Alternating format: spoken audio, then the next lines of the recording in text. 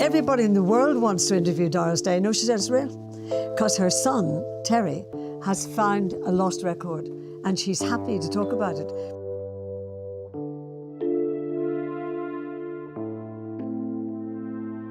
She was one of the most loved women in Hollywood, but her real life was nothing like the movies she starred in. Behind the bright smile were broken marriages, a financial betrayal that nearly wiped out everything she earned, and a final decision to disappear from the public completely. And then, in one last interview before she passed, Doris Day finally spoke about the battle she had kept to herself, and what she revealed left countless fans in tears. A life marked by struggles. She was one of Hollywood's brightest names, a woman whose smile seemed to light up the entire industry. But as the years passed, Doris Day's glow dimmed into something quieter and lonelier. The fame, the glitter, and the non-stop applause that had once wrapped around her like a second skin were gone. And when she sat down for what would become her final interview, the world finally saw the truth she had carried in silence for years. Behind the picture-perfect image was a woman who had weathered far more heartbreak than anyone could imagine. She was born Doris Mary Ann Kappelhoff on April 3, 1922, in Cincinnati, Ohio, into a family of German Catholic descent. At first, her childhood looked steady and ordinary, a working-class household, a young girl with big dreams, and a city full of music and dance. But underneath that surface, things were already difficult. Her father's infidelity broke the family apart, and at such a young age, she witnessed her parents get divorced. The separation cut through her early life in a way she never forgot, and the home that once felt familiar suddenly felt fragile. She learned early what instability felt like, and that sense of uncertainty would follow her into adulthood more than people ever realized. But even as her home life changed, Doris held on to one dream. She wanted to dance, not casually. She actually trained hard. She studied ballet and tap, practicing for hours with a focus that surprised even her teachers. Dancing was her escape, her joy, and the one place where everything felt stable again. Sadly, in 1937, everything changed. At just 15 years old, a car she was riding in was hit by a train. The crash shattered her right leg, and doctors told her she would have to give up dancing permanently. For a girl whose whole identity was tied to movement, the news was devastating. The dream she had built her life around simply ended overnight. But the months she spent recovering did something unexpected. She began singing to pass the time, just soft songs at first, mostly by herself. Her mother heard her and realized the voice was special, and this small moment inside their home turned into the beginning of an entirely new path. Doris began taking vocal lessons, and her talent grew quickly. By the late 1930s, she was performing on local radio, where her natural tone and calm delivery made her stand out. Around this time, she adopted the stage name Day, which originated from the song Day After Day, which she had sung during a performance. But the path forward wasn't glamorous. Her family didn't have much money, so Doris relied on whatever small gigs she could find. She performed in clubs, on radio shows, and anywhere that would pay even a small amount. Sometimes the venues were tiny. Sometimes the audiences barely listened, but she kept going. Her big break came when bandleader Barney Rapp hired her as a singer for his group. She was still young, still finding her voice, but this job pulled her into the world of big band music. The work was demanding. There was constant travel, late nights, and an industry dominated by seasoned performers. Yet Doris didn't fade into the background, because her voice carried something people remembered. In 1940, she joined Les Brown and his Band of Renown, the group that would change her life. They toured together for years, performing across the country, and in 1945, something extraordinary happened. They recorded Sentimental Journey. The song became a massive hit, especially among American soldiers returning home at the end of World War II. For the first time, Doris wasn't just a promising young singer. She was a national voice. And it wasn't long before Hollywood soon came calling.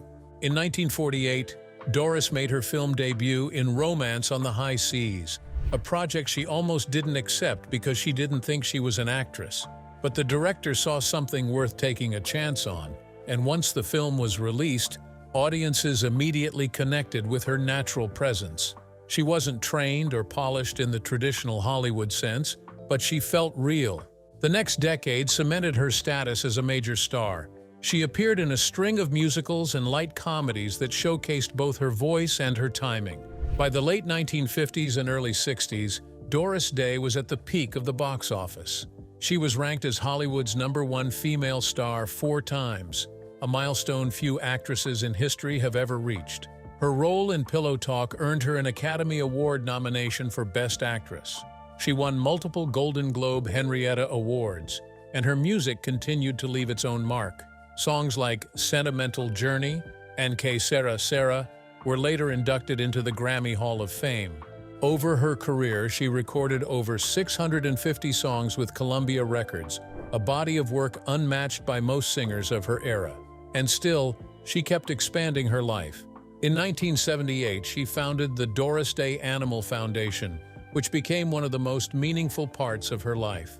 Her dedication to animal welfare wasn't a celebrity project, it was her lifelong mission. And in the end, her achievements earned her one of the nation's highest honors, the Presidential Medal of Freedom, awarded to her in 2004. But for all the fame, all the records broken, and all the awards won, Doris Day's final years were marked by loneliness and an unsettling silence. Her personal life, losses, betrayals, and heartbreaks shaped her in ways that the spotlight never revealed. The same industry that celebrated her also boxed her into a narrow space, and the same love she gave so freely was not always returned with honesty. Her biggest battles. After her early rise in Hollywood, the public quickly embraced Doris as the perfect girl next door. Studios leaned into that image, shaping her roles around warmth, charm, and innocence. Audiences adored it, and producers were eager to keep it that way. But the routine came with a cost. Doris longed for deeper, more dramatic work, yet the offers she received rarely stepped outside the same pattern. She delivered hit after hit, but each success made the expectations more rigid. The pressure to maintain this image never fully left her, yet the professional challenges she faced were nothing compared to what began happening behind closed doors. While Doris appeared to be one of the most secure women in Hollywood, her finances were being mishandled in ways she had no idea about. Her husband, Martin Melcher, and her lawyer, Jerome Rosenthal, had been managing her earnings for years. Doris trusted them completely. She believed the work she did, her films, the albums, and the constant public appearances, was building a solid future for her and her son. But beneath that trust was a shocking financial mismanagement that stretched on for decades. Doris's money was moved, invested, and spent without her knowledge. Contracts were signed in her name, and risks were taken without her approval. When Martin Melcher tragically died in 1968, Doris faced a shocking discovery. She was millions of dollars in debt. Her entire financial world, something she had never worried about, had collapsed. And the person responsible was the man she had trusted the most. Their lawyer, Rosenthal, had guided many of the decisions, but Martin had allowed it all to happen. Doris hadn't just lost a husband. She had lost the financial security she believed she had built through decades of work. The betrayal forced her into a position she had never imagined. At 46 years old, she suddenly had to work again, not to stay relevant, but to survive. She was pushed into the television series The Doris Day Show, a project she hadn't even known she was signed for until after Martin's death. The contract had been agreed to without her consent. Still, she showed up. She learned the scripts, she performed week after week, and quietly she began preparing for a long legal fight. Her battle against Jerome Rosenthal stretched across years. It wasn't quick, and it was pretty messy. The case involved mountains of documents, complicated financial trails, and decisions that had left her depleted. Eventually, she won. The judgment against Rosenthal was substantial, confirming how severely her finances had been mishandled. But no legal victory could restore the time, security, or peace she had lost. Years later, another heartbreaking blow struck Doris in a way she never recovered from. Her only son, Terry Melcher, passed away from cancer in 2004. Terry had been her closest companion for decades. He shared her love of music, worked as a successful producer, and often stood between her and the pressures of the industry.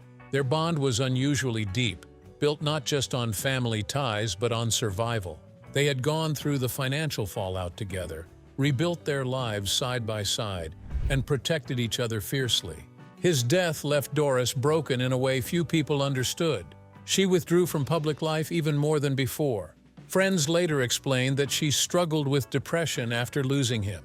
The joy she once carried so easily became more fragile. She continued her work with animals, a cause that kept her moving, but the grief stayed close. By the time she reached her later years, the world still remembered her as the woman with the bright voice and irresistible charm. But the people around her saw something different. A woman who had lived through deep disappointment, betrayal, and unimaginable loss. Her final interviews showed glimpses of that inner life. The softness in her voice, the pauses before she spoke, the way she talked about the past with equal parts gratitude and ache. Behind the glamour of her successful career was a lifetime shaped by heartbreak, and much of that heartbreak came from the people she trusted most.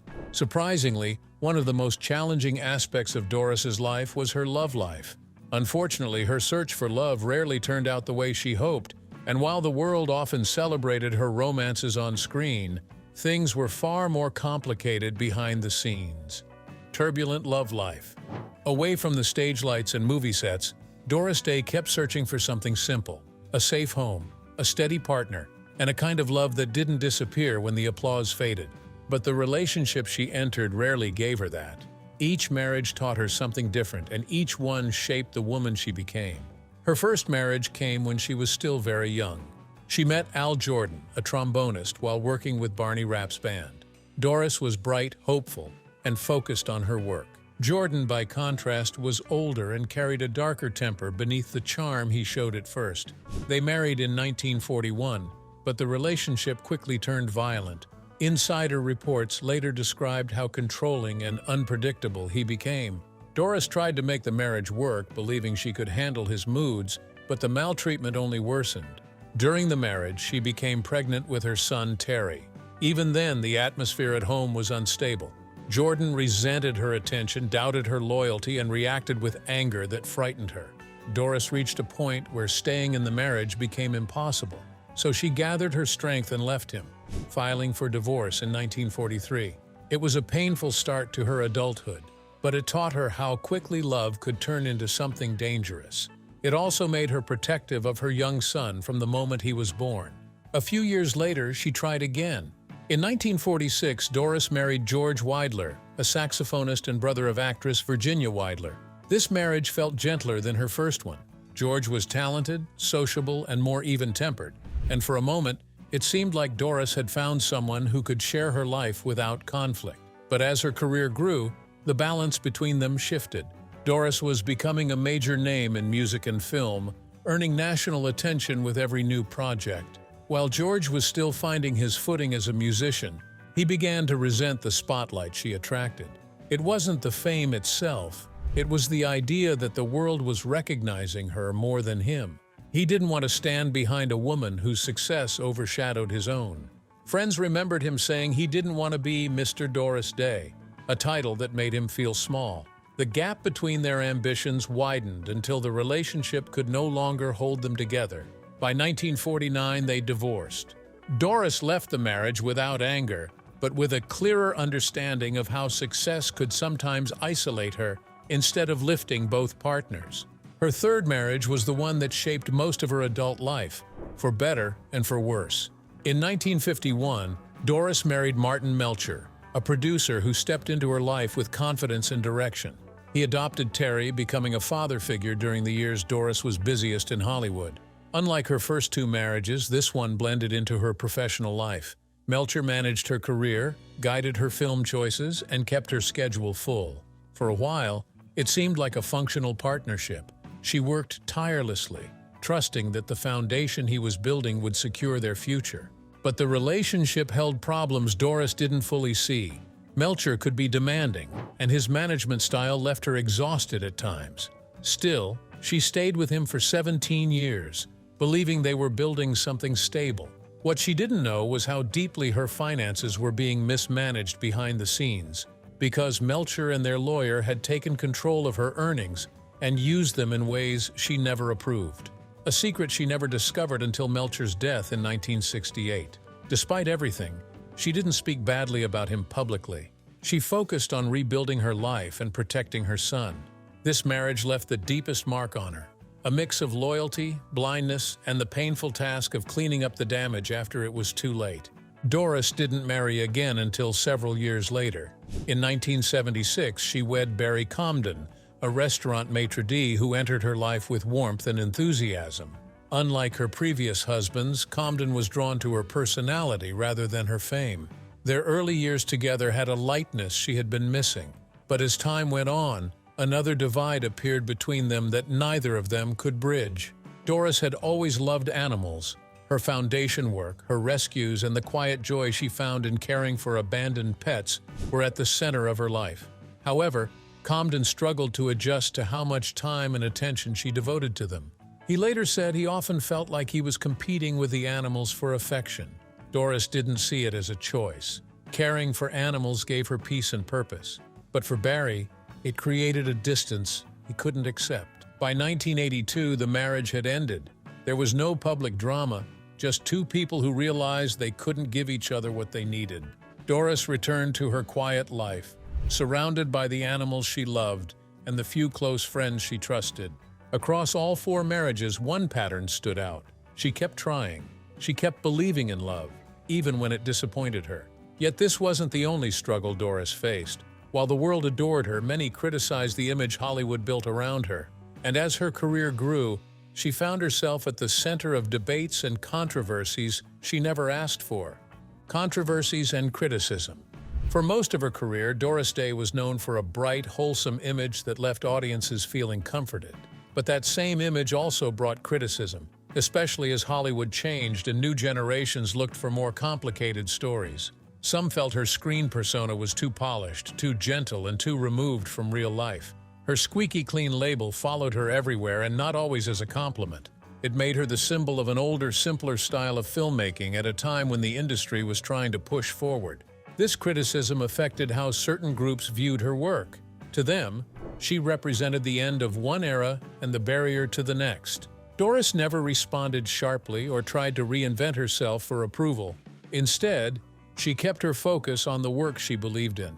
Yet the perception lingered, and the gap between her on-screen persona and the complex woman behind it grew wider with time.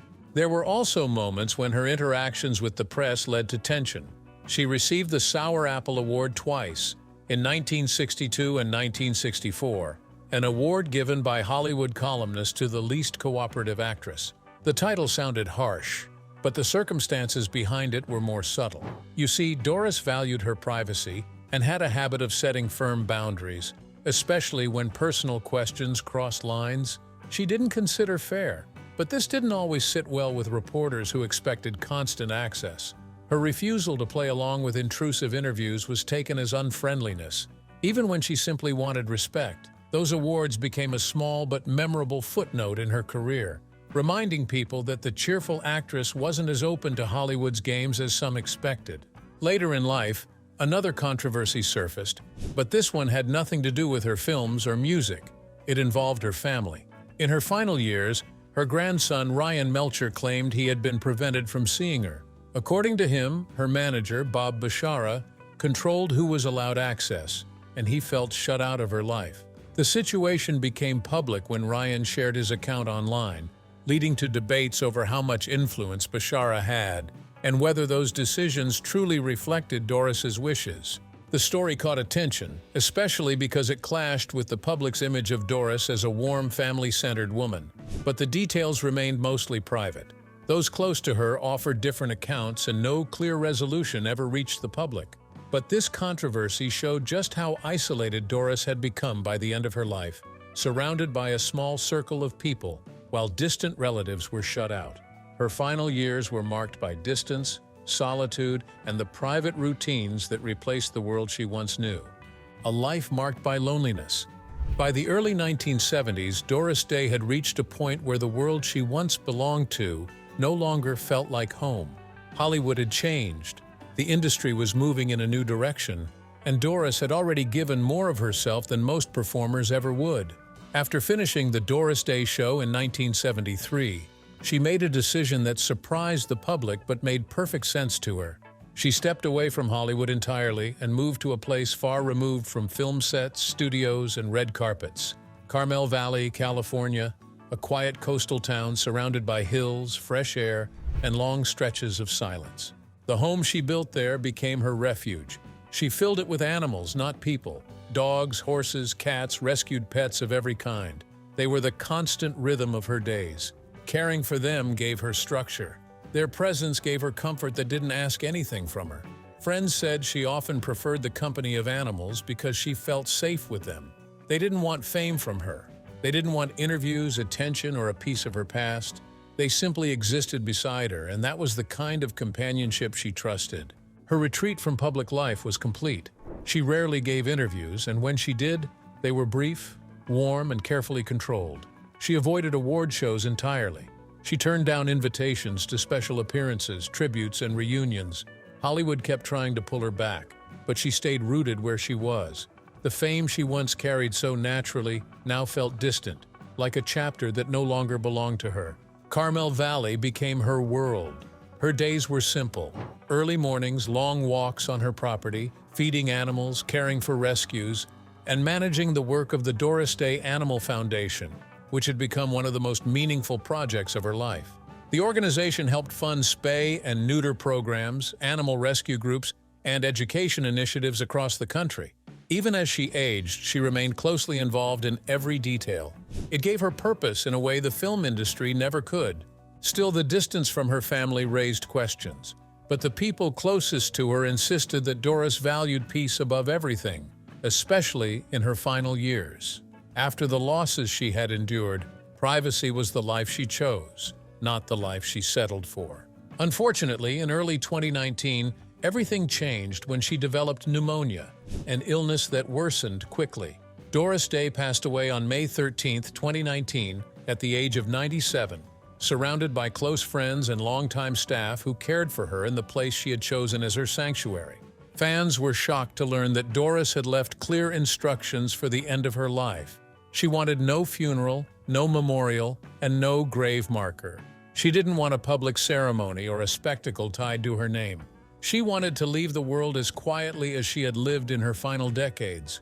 Even in death, she protected the privacy she fought so hard to find. Her ashes were scattered in an undisclosed location, just as she wished. No monuments, no public gathering, and no final spotlight. Yet in the silence that followed her passing, something unexpected happened. People went back to her interviews, the small handful she had allowed in her later years. They listened to her voice, softer with age, and realized how much she had kept to herself. Those interviews revealed the weight of a life filled with both joy and sorrow. And one interview in particular stood out, giving fans a final glimpse into a life that had been both celebrated and misunderstood. The heartbreaking final interview. In the last year of her life, when most people assumed Doris Day had long retired into complete silence, she agreed to one final interview. It wasn't a major television appearance or a glossy magazine spread, but the kind of conversation that felt less like a formal recording and more like a window briefly opened into the world she had kept hidden for decades. What struck listeners first was her warmth. Even at 97, her voice carried a touch of the brightness people remembered. She spoke about her fans with genuine gratitude, emphasizing how much their loyalty over the years had meant to her. She never pretended that fame defined her, but she understood that these people had supported her through every stage of her career. Her appreciation sounded calm and sincere, not rehearsed or polished for publicity. Animals, of course, came up almost immediately. They had been the center of her world for so long that talking about them seemed natural. There was a gentle enthusiasm in the way she described their presence in her daily life, the sense of purpose they continued to give her. Even toward the very end, her energy seemed to lift whenever the subject turned to the foundation she had built, the rescues she cared for, and the mission she hoped would continue after she was gone. When asked if she had any favorite gifts she loved to receive, Doris said, "My wonderful fans always send me such thoughtful gifts. I cherish them, of course, but above all else, I'm so grateful for the donations to the Doris Day Animal Foundation. That is what I would love instead of gifts." She went on to say, I'm floored that so many fans come to Carmel every year to celebrate my birthday and help raise money for the animals. The group seems to be growing every year, and I'm touched by the outpouring of love and grateful for their support. But beneath the lightness in her voice, Doris carried a quiet sadness, the kind that comes from a lifetime of both joy and deeply felt loss, especially the failed marriages, the financial betrayal, the long stretches of loneliness, and the grief of losing her son. When she reflected on Hollywood, she acknowledged the success, the opportunities, and the affection from audiences, but she also made it clear that privacy mattered more to her than any level of fame. The industry had given her a career that changed her life, yet it had also taken pieces of her she never fully regained. She didn't blame anyone or revisit old frustrations. She simply spoke as someone who had learned what truly mattered to her once the spotlight faded. For longtime admirers, hearing this side of her was emotional. Doris had always been known for her cheerful screen presence, the bright musicals, the romantic comedies, and the effortless optimism. But towards the end of her life, fans finally saw a woman who had learned to carry sorrow with grace. Her last interview wasn't dramatic or grand. Instead, it was something far more powerful, a final glimpse of a woman who had lived with depth, endured much, and held on to kindness all the way to the end. What do you think about the way Doris Day lived in her final years? Drop your answers in the comment section below. If you enjoyed this video, don't forget to click on the next video on your screen like this video and subscribe to our channel for more updates.